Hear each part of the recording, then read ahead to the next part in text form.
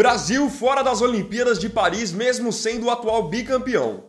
Isso faz sentido pra você? Pois é, mesmo tendo uma geração sub-23 recheada, o Brasil tá penando para se classificar no torneio pré-olímpico. E ontem ainda ganhou uma sobrevida após uma vitória sobre a Venezuela na Bacia das Almas. Mas como uma geração tão boa pode estar sofrendo para se classificar? Você entenderá nesse vídeo por que a seleção olímpica está tão mal e quem é o grande culpado por isso que está acontecendo. Vou mostrar isso para você agora, após a vinheta da seleção brasileira.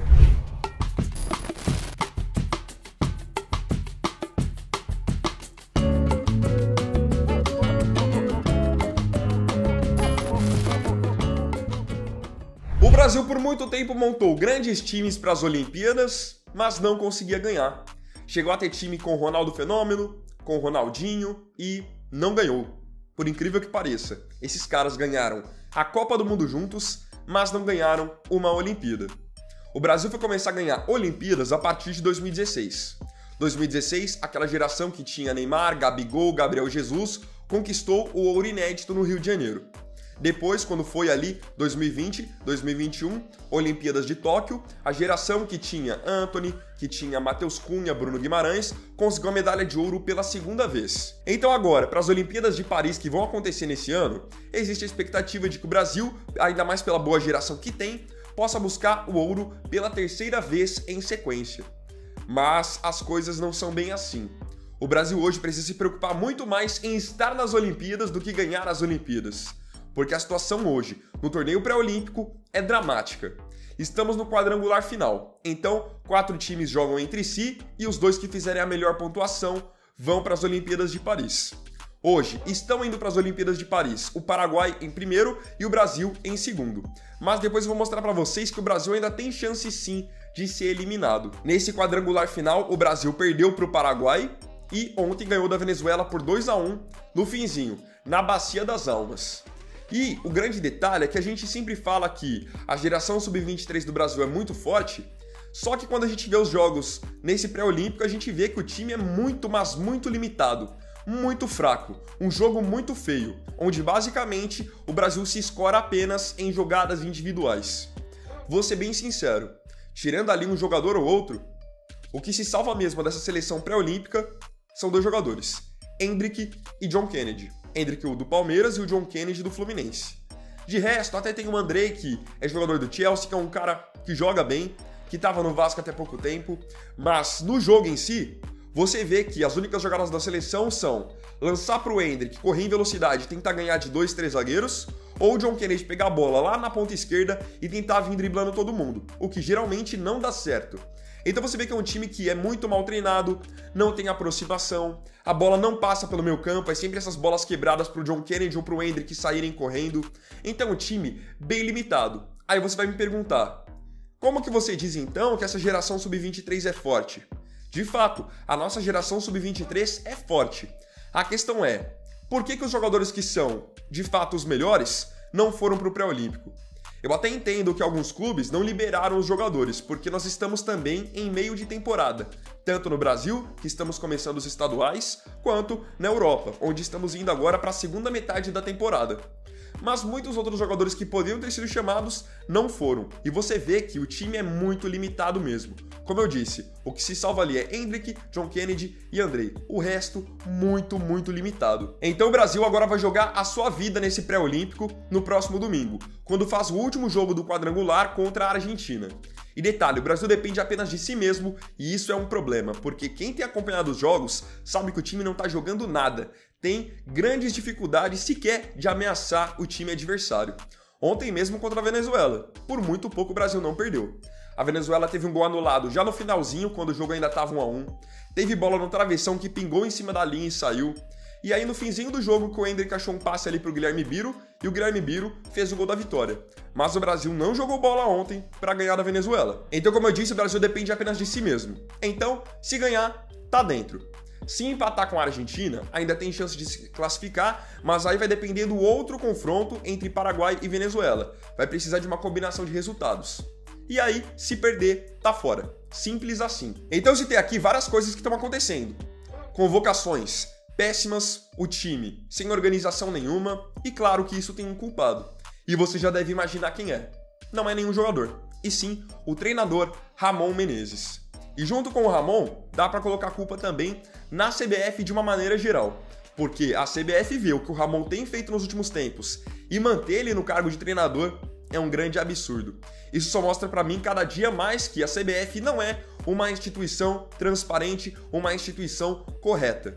Porque olhem tudo que o Ramon tem feito nos últimos tempos. O que teve de positivo? Ele foi campeão do Sul-Americano Sub-20 com a seleção Sub-20. Legal. De lá pra cá, o que aconteceu? A seleção Sub-20 foi disputar o Mundial e acabou sendo eliminado nas quartas de final para Israel. Que tradição que Israel tem no futebol? Qual é o grande jogador Sub-20 de Israel que vai bombar aí nos próximos anos? A gente sabe que nenhum. É que o Ramon é um técnico muito fraco, e essa é a minha opinião. Acho o Ramon um técnico limitado, acho que faz muitas escolhas equivocadas, e agora no pré-olímpico ele tá se escorando no Endrick e no John Kennedy. Essa é a grande verdade. Se não fossem esses dois, o Brasil já não tinha chance nenhuma de ir para as Olimpíadas. Então, o Ramon conseguiu a proeza de ser eliminado para Israel no Mundial, e depois ele teve uma oportunidade de ser o técnico interino da seleção principal. Vocês se lembram? Quando o Tite saiu, o Brasil estava naquela de procurar por um novo treinador, e aí a CBF colocou o Ramon como interino. Ele ficou 3 jogos à frente da seleção. De 3 jogos, ele conseguiu perder 2. Um para Marrocos por 2-1, outro para Senegal por 4-2. E o jogo que ele ganhou também, convenhamos, bem insignificante. Ganhou de Guiné por 4-1. O Brasil não precisava nem ter treinador que ganharia de Guiné. Essa é a grande verdade. Então ele é eliminado de maneira vexatória no Sub-20, passa vergonha na seleção principal, com convocações também bem sem sentido, e agora faz um péssimo trabalho no pré-olímpico. O Brasil não joga nada, o Brasil faz um jogo feio, e por muitas vezes tem mais chances de perder do que de ganhar. Ganha por muitas vezes na individualidade. Como eu disse, Endrick e JK, gravem esses nomes, porque se não fosse por esses caras, o Brasil não teria chances nenhuma de ir agora para as Olimpíadas. E ontem mesmo, achei que o John Kennedy jogou mal e achei que o Endrick também jogou mal. E mesmo o Endrick jogando mal, ele ainda participou dos 2 gols de ontem.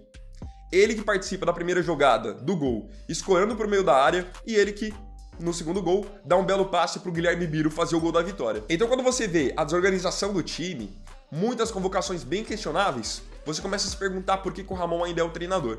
E sabe qual é o mais absurdo? Se o Brasil se classificar, ele vai ser o técnico das Olimpíadas. Se você não acredita no que eu tô falando, que o time é bem limitado, e você não viu nenhum jogo ainda, faça o seguinte, assiste o jogo contra a Argentina no domingo. Porque mesmo que o Brasil ganhe, você vai ver que o time é bem limitado. Tem jogador que tá no time titular que, com todo respeito, não tem condição nenhuma de vestir a camisa da seleção brasileira.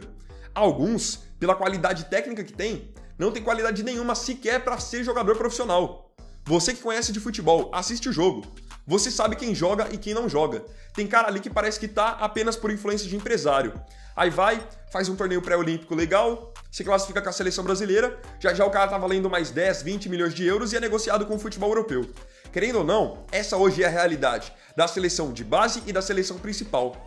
Balcão de negócio. Então quando você vê jogadores que não têm qualidade sendo convocados e você vê cara que tinha que estar lá e não tá, aí você vê que tá tudo errado e entende por que a seleção brasileira de fato hoje tá sofrendo. Porque galera, sendo bem sinceros, se o Brasil põe pra jogar todo mundo que pode jogar no pré-olímpico, o Brasil atropela todo mundo do começo ao fim.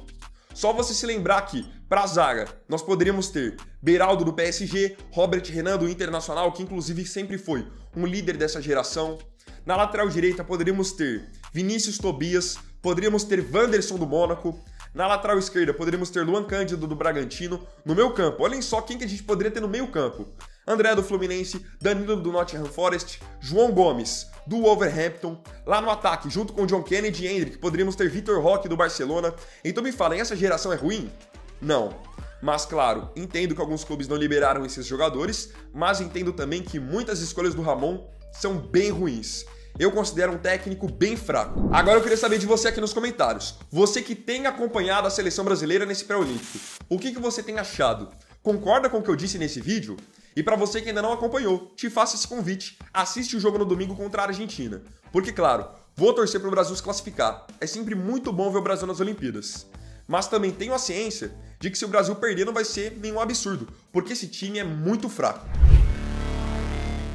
Então é isso, galera. Esse aqui foi o primeiro vídeo dessa sexta-feira. Agradeço profundamente a você pela companhia em mais um vídeo do canal. E não se esqueça, se tiver gostado desse vídeo, deixe seu like, se inscreva no canal, compartilhe, comente e me siga aqui também nas minhas redes sociais. Então é isso, galera. Tamo junto. Até mais tarde e até o próximo vídeo. Fiquem com Deus.